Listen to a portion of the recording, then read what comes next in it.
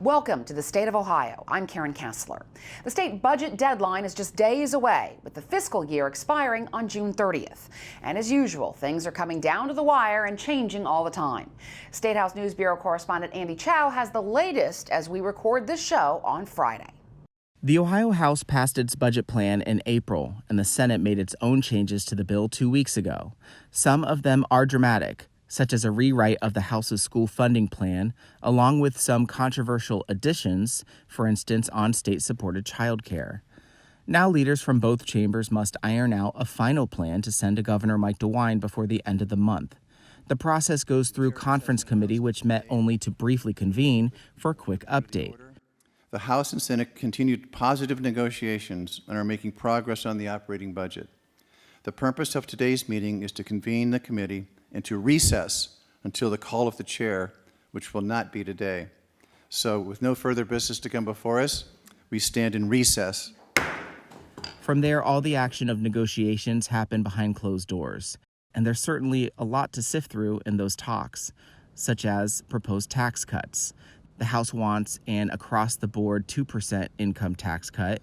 The Senate raised that to 5%, with leaders looking into broadening that tax cut using the $3 billion surplus. Lawmakers say the difference between the school funding plans and the two versions of the budget has been a main point of debate.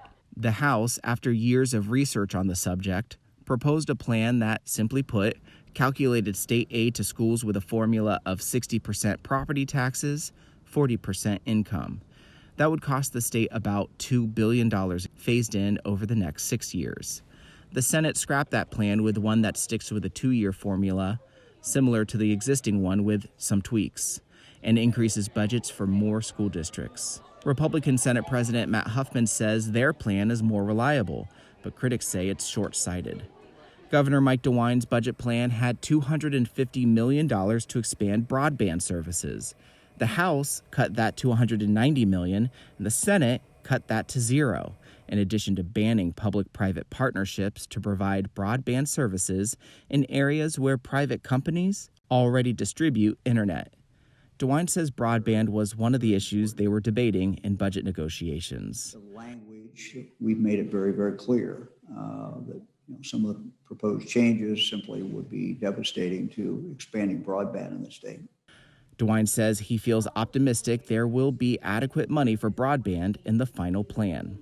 Another pressing concern noted by DeWine was the Senate's change to the accountability program for child care facilities that serve children using federal assistance. Child cares must enroll in the Step Up to Quality program to be part of that federal aid system, but the Senate wants to eliminate Step Up to Quality, saying it costs the state too much and it creates a heavy amount of administrative work for centers. But DeWine says the program assures quality early childhood education. Democratic lawmakers are also voicing their concerns with the changes, including allowing remote workers to claim a refund on municipal taxes in 2020, resulting in less revenue for local governments.